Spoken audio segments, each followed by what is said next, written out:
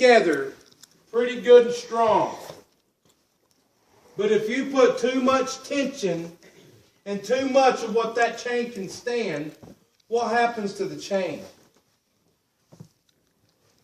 It'll break apart. That chain will be destroyed. And it only takes one person also.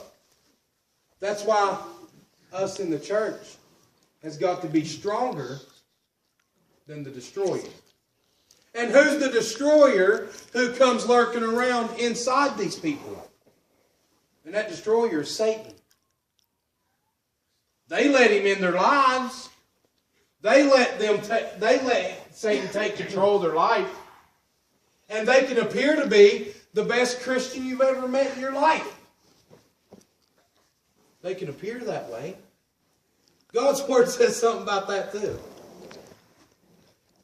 It says a wolf in sheep's clothing, don't it? But anyways, what does God's Word say about those who try to destroy what He has built in the church? And you'll find that in Romans chapter 16, verse 17. Give me a minute there to get to it. And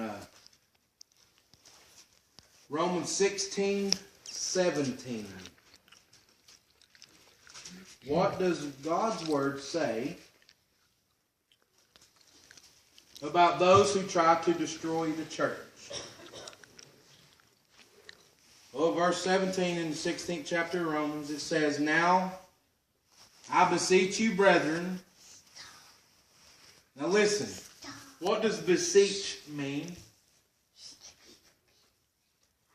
What is the meaning of beseech? Let's get that out of the way before we keep going on with the verse. It is a verb, and it means to ask someone urgently and fervently to do something. That is beseech. Okay? So that word's very important to this text. It says, "Now, I beseech you, brethren, mark them, which cause divisions and offenses, contrary to the doctrine which ye have learned, and avoid them."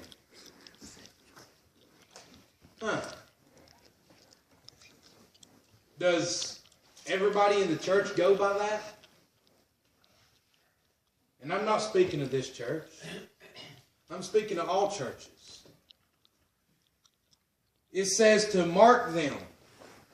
What does it mean to mark them? It means to know who that person or persons are, doesn't it? To mark those people. That means you know who they are, you know who to watch out for, you know who to talk to about certain things in your life. You don't want to give out all your information to just anybody, especially in the church. And why is that? Because there's what? What did I say? Busybodies, right? And that's what chapter 16, verse 17 here in Romans is talking about. It's to mark those people, okay? Know who those people are, which cause division and offenses contrary to the doctrine. What's contrary to the doctrine mean? That means going against God's Word.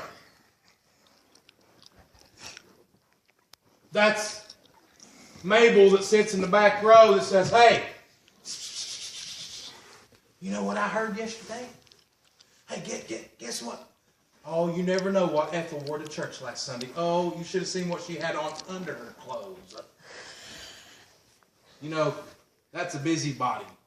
That's someone who's contrary to the doctrine. Are we supposed to behave that way in church? No.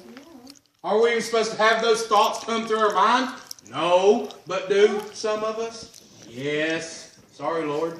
Yes, some of us do. I'm sorry, God. But it happens. And you know it's going to happen, Lord. So,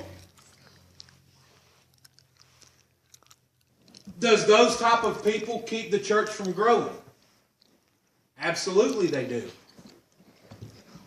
Let's say that Mabel in the back row that I was talking about earlier, there's nobody here named Mabel, but that's why I'm using that name, and Ethel that sits beside her. Let's say that they're sitting there talking about somebody in the church. Let's say they're talking about the pastor. Did you hear